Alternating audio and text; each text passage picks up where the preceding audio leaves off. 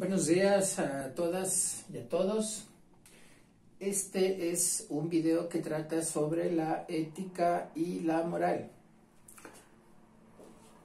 Este video, junto con las clases online que hemos tenido a propósito de este tema, más la monografía que está subida en Educay, son los recursos que ustedes necesitan para dar la prueba parcial.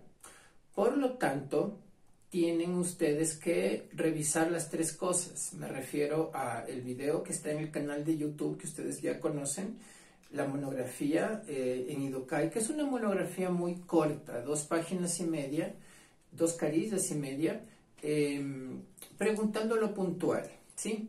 Y por último, las notas que ustedes debieron tomar acerca de las clases online. Para tener una calificación perfecta tendrían que hacer las tres cosas, porque la prueba está diseñada de tal manera que hay preguntas de los tres aspectos para garantizar que ustedes utilicen todos esos recursos y de esa manera entiendan todo panorámicamente y en detalle. Bueno, vamos a comenzar con la ética y la moral. Lo primero que hay que decir de la ética y la moral es que el dilema que suele haber en la cultura general acerca de cuál mismo es la diferencia entre ética y moral, qué es ético, qué es moral, etc., eso corresponde a una segunda faceta de la moral, aquella que tiene que ver precisamente con la cultura general, con el sentido común, por cómo entendemos empíricamente la ética y la moral, o cómo no la entendemos, cómo no podemos establecer a ciencia cierta cuál es la diferencia entre lo ético y lo moral. Como les decía, esa es la segunda faceta. La primera faceta, que por así decirlo es la faceta científica, es aquella que aborda la ética y la moral desde la filosofía. Aquí la cosa es muy simple y eso nos va a dar luz para luego tomar un criterio con respecto a la segunda faceta, aquella donde hay el dilema. Para la filosofía, lo que existe fenoménicamente, o sea, lo que existe en la vida real, es la moral. La moral, el acto moral, eso es lo que existe. La ética es simple y sencillamente el estudio de lo moral. Evidentemente, el estudio científico de la moral. Es clarísimo, ¿ok? Desde ese sentido, epistemológicamente hablando, en caso de que no lo sepan o no lo recuerden, la epistemología es la disciplina de la filosofía que se encarga de estudiar el conocimiento y cómo es que accedemos a él, para garantizar que sea válido. Entonces, desde la epistemología, la moral es el objeto de estudio. Así como en la biología el objeto de estudio es la vida, en la química el objeto de estudio es la composición de la materia y sus cambios, y así por el estilo, desde el punto de vista de la filosofía, la moral es un objeto de estudio. Más precisamente las normas de conducta. Por supuesto, detrás de las normas de conducta hay creencias, hay cosas, pero fenoménicamente hablando, todo eso se traduce en normas de conducta, que es lo que podemos observar. ¿Ok? La ética es simplemente la disciplina que estudia la moral. Así que allí no hay mayor confusión. Donde sí hay confusión es en el manejo cotidiano, habitual, de los conceptos de ética y moral. ¿Dónde termina el uno? ¿Dónde empieza el otro? ¿Puede haber el uno sin el otro? Y viceversa. Todas esas cosas son cuestiones que a la gente definitivamente le parecen interesantes, importantes y útiles. Porque hay cosas que están relacionadas en cierto modo con la ética, que sin embargo son inmorales. Por ponerles un ejemplo introductorio, la ética en el ámbito empresarial está muy relacionada con la ley. Pues bien, el sueldo mínimo en el Ecuador actualmente está en $400, me parece, o cerca de eso, o un poquito más de eso, pero $400. El promedio de personas que trabajan en un hogar ecuatoriano es 1.2, lo cual se acerca a 1 más que a 2. Entonces, y el promedio de hijos es de 2 en edad escolar. Eso significa que con $400 tienen que vivir 4 personas. Ustedes ya son lo suficientemente grandes como para hacer una estimación y ver que la calidad de vida que puede tener un hogar de 4 personas, que generalmente paga arriendo, lo cual ya se lleva la mitad del ingreso, ¿cuál es la calidad de vida de ese tipo de personas? Pues bien, desde el punto de vista legal, 400 es el salario mínimo, nadie puede ganar menos de eso. Un empresario que gane ya líquido, fuera de impuestos, fuera de costos, fuera de todo, unos $300,000 al mes.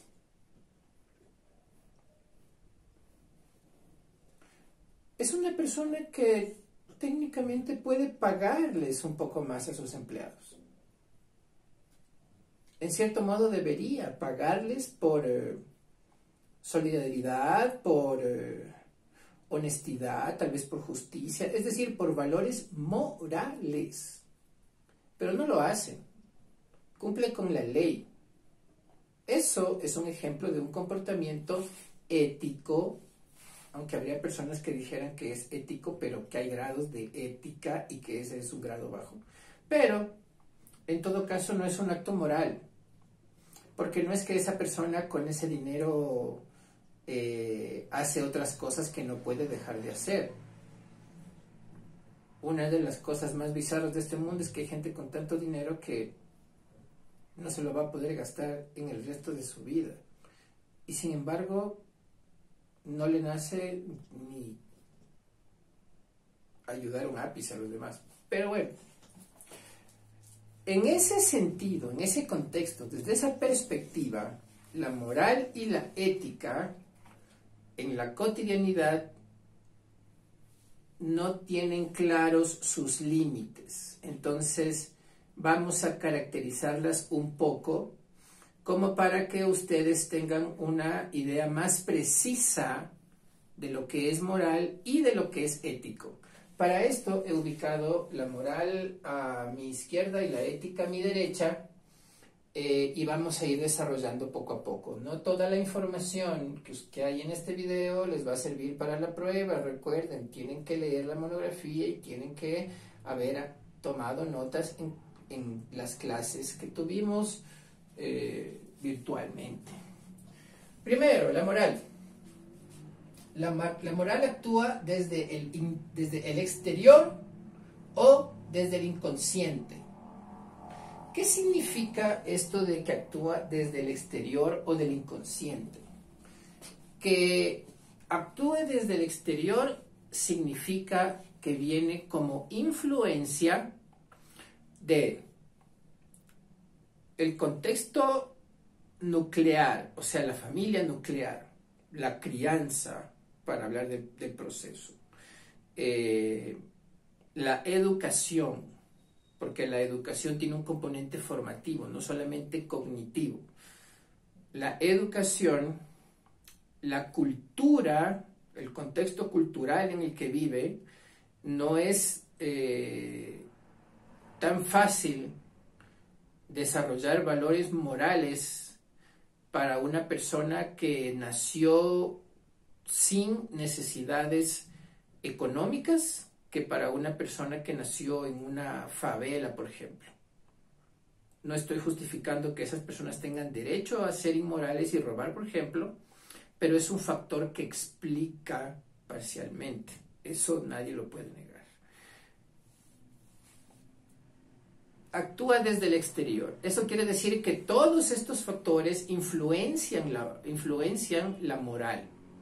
La moral es íntima porque viene precisamente configurada debido a la influencia de lo externo, en diferentes grados. Lo externo cercano a nosotros, como la crianza y el ejemplo, o lo externo lejano a nosotros, como la cultura del país en que vivimos, pero en general externo. Esa es una fuente. Por supuesto, eso se termina adentrando en nosotros y luego lo hacemos por reflejo condicionado. O desde el inconsciente. El caso del inconsciente es un poco más abstracto porque del inconsciente como individuos, evidentemente, por la definición, no sabemos nada ni tenemos control sobre. Pero hay ciertos aspectos, no necesariamente los que hemos absorbido desde el exterior. Algunas veces sí, pero la mayor parte de veces no. Los que vienen desde el inconsciente generalmente vienen desde nuestra especie en el sentido biológico, como organismos. Por ejemplo, la endogamia.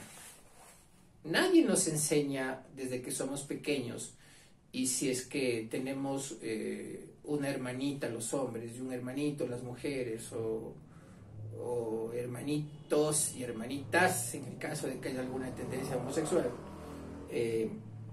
nunca se les ocurre entre hermanos tener una experiencia romántica. Jamás. Si alguno de ustedes, hombres, o si alguna de ustedes, mujeres, si a alguna de ustedes, o si a alguno de ustedes les preguntaran, oye, ¿le darías un beso a tu hermano? Guácala, o a tu hermana, uno como que dice, no, ¿qué es pues? ¿Qué guácala? No.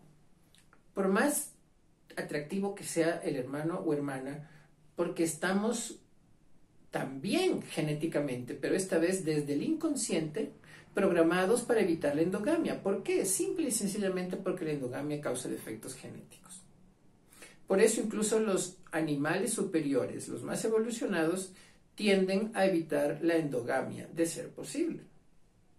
Para que vean que no es un asunto meramente cultural, humano, es un asunto biológico. Por eso viene a través del inconsciente. El inconsciente es mucho la expresión de lo biológico, aquello que debe ser superior al individuo para que el individuo no lo ponga en duda, tal vez decida no aplicarlo y ponga en riesgo los objetivos de la especie, que son mantenerse y multiplicarse.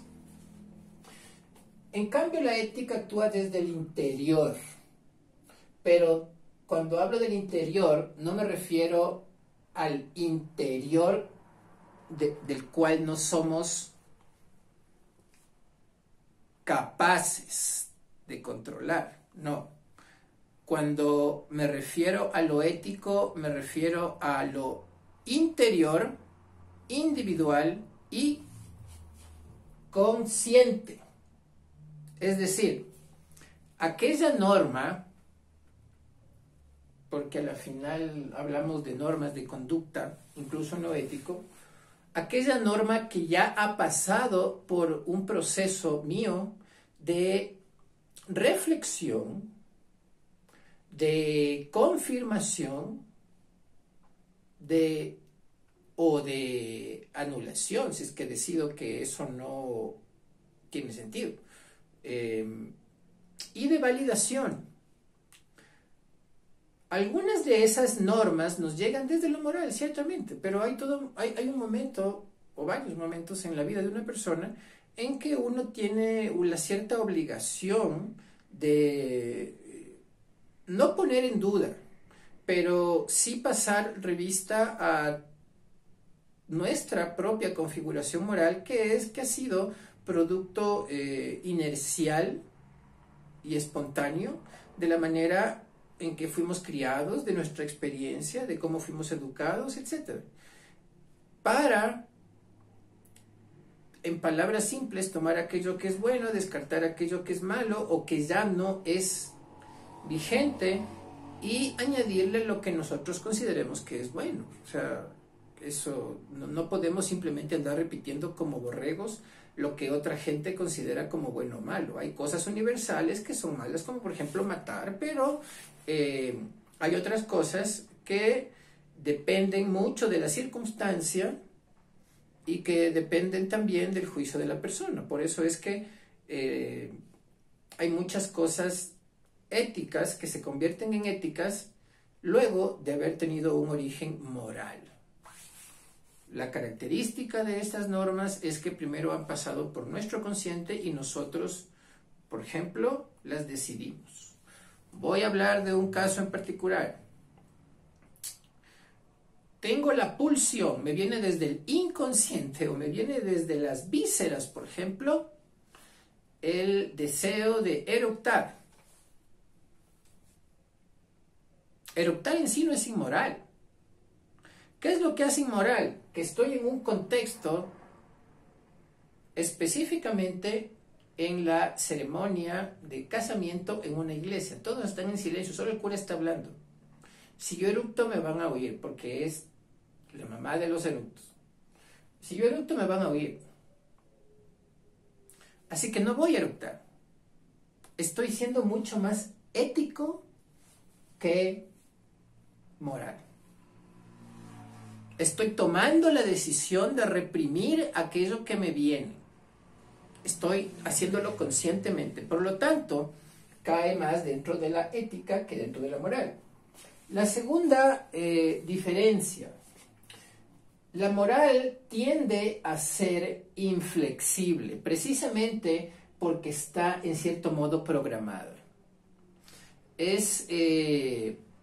Las personas sí se pueden volver inmorales, se pueden degradar moralmente, pero requiere un montón de tiempo, requieren bastantes experiencias repetidas, obviamente inmorales.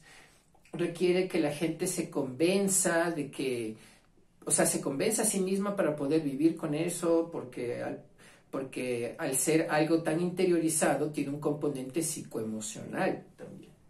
Entonces, tiende a ser inflexible, ¿ok? En cambio, la ética sí es flexible. La ética puede torcerse a veces para cumplir un principio moral, generalmente. Por ponerles un ejemplo, nosotros tenemos como parte de nuestra ética laboral, les comento un caso. Alguna vez trabajé en una institución pública y en esta institución era parte de la ética laboral que el recibidor, que era muy grande, jamás estuviera ocupado para otros fines que no fueran la espera de los clientes para ser atendidos por la recepción y ser direccionados a los distintos pisos de la entidad. Alguna vez, por una situación que tampoco vino al caso, recibimos de la noche a la mañana una ola de refugiados extranjeros que necesitaban ayuda. Estas personas simple y sencillamente no tenían dinero para un hotel y fueron a esta institución a reclamar, pedir ayuda, una mezcla de las dos cosas. Dado que no tenían dónde dormir y la primera noche, porque llegaron de noche, decidieron pernoctar afuera de la puerta, cuando las personas que en ese tiempo trabajábamos ahí llegamos, ellos inmediatamente cogieron y se metieron, en cierto modo a la fuerza, pero nadie es que intentó pararlos, y se apoderaron del recibidor, que era de alfombra, entonces que era mucho más cómodo para ellos. Y ahí se tendieron. Por supuesto, su problema tenía que ver indirectamente con esta entidad pública que les digo. Así que ellos cogieron y se metieron ahí, como eran una gran cantidad, decidieron hacer como campamento ahí, lo cual ocasionó, como ustedes supondrán, una gran desorganización y un caos en lo que se refiere a la atención regular de esta entidad. Pues bien, el principio ético hubiera obligado a desalojar a esas personas. Pero como la ética es flexible, y generalmente lo es cuando se trata de hacer respetar un principio moral, eso fue lo que pasó aquella vez. El principio moral que nosotros necesitábamos aplicar era el de solidaridad. Ellos estaban en una situación precaria. Por lo tanto, la ética se subordinaba a lo moral. La moral puede ser inflexible, tiende a ser inflexible. No estoy diciendo que sea inflexible de manera categórica, pero la ética es flexible como cualidad general. ¿Ok? La moral tiene muy pocas excepciones.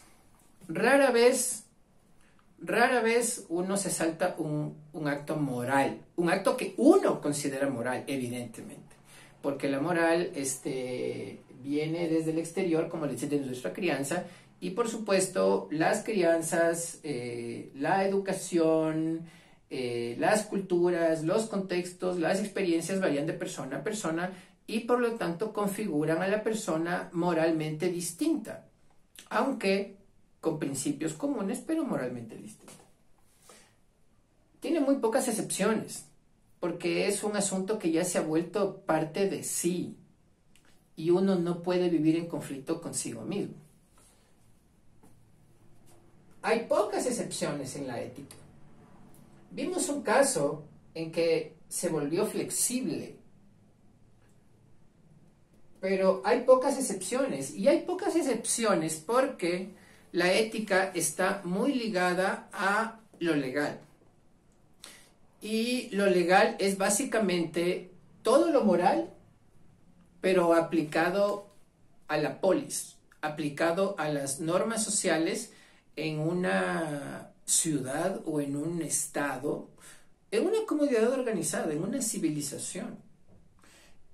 Y como ustedes imaginarán, necesitamos normas, reglas, leyes para asegurar el orden de una sociedad y el buen funcionamiento de la misma. Entonces, no podemos aceptar muchas excepciones en los casos éticos, por más que se puedan justificar moralmente, por la simple razón de que hay demasiada gente que tiene una razón, entre comillas, válida como para haberse pasado el rojo. Por ejemplo, vio que no había nadie alrededor y simplemente se pasó el rojo porque no iba a haber consecuencia de que se pase el rojo. No, está mal. Eso es antiético, aunque no haya habido una consecuencia. Es antiético. Ah, pero es que no había ninguna persona y yo estaba atrasado en mi trabajo. No. Las explicaciones pueden ser eso, explicaciones, pero nunca justificaciones cuando hablamos de la ética. Por eso en la ética no hay excepciones. Y finalmente, algo que caracteriza la moral es que, como les decía, ella tiene un componente psicoemocional. Y eso hace que cuando caigamos en un acto inmoral, una vez más, que nosotros consideremos inmoral, sentimos remordimiento. Eso es un recurso evolutivo para no volver a cometer la misma falta, para no volver a hacer la misma acción que tanto juzgamos y que nosotros mismos hicimos. Para eso está el remordimiento. El remordimiento es un mecanismo psicológico muy útil para evolucionar ya en aspectos más elevados que lo meramente fisiológico o lo meramente intelectual. ¿Ok? En cambio, en las acciones antiéticas no necesariamente hay remordimiento. Mucha gente es ética porque sabe que las consecuencias de no ser ético pueden causarle perjuicio. Pero si no las hace, no se siente mal por no hacerlas. Eso es algo característico de las cosas éticas. No digo que no toda persona que hace algo antiético no sienta remordimiento, pero si siento remordimiento es porque aquella acción antiética que cometió tiene una relación con lo moral, de una u otra manera. Les voy a poner un ejemplo. En el caso de cosas antiéticas que en muchas personas no producen remordimiento. Botar la basura a la calle puede parecer un ejemplo muy simple, pero para muchas personas eso no causa remordimiento. Para muchas personas sí, porque sienten que están ensuciando. Y ensuciar ya está tan criticado por sí mismos y por los demás durante su infancia, durante su periodo de crecimiento, que se siente mal por el hecho de ensuciar. Puede ser la calle, puede ser el bosque, puede ser su casa. O sea, no ensuciar es algo que puede parecer no tan moral como el acto de matar o de robar, por ejemplo, pero que es moral a final de cuentas. Para mucha gente, hacer eso, no produce necesariamente cargo de conciencia. Pero si le preguntan, ¿tú sabes que eso es antiético? Esa persona te va a decir sí. A ti te va a parecer cínico, pero si está siendo honesta, ella sabe que es ético no botar basura. Sabe que está actuando de manera antiética, pero si es realmente honesta, te va a decir no, yo no siento remordimiento. No sentir remordimiento ante las cosas inmorales, ojo, no sentir remordimiento ante las cosas inmorales es una característica de los psicópatas. Ellos simplemente no sienten mal, no se sienten mal. Y por lo tanto no comprenden a cabalidad la diferencia entre el bien y el mal. Porque no lo sienten. Eso es un claro ejemplo. Y por supuesto para ellos, si la moral no existe, la ética mucho peor. En fin, hasta aquí la clase.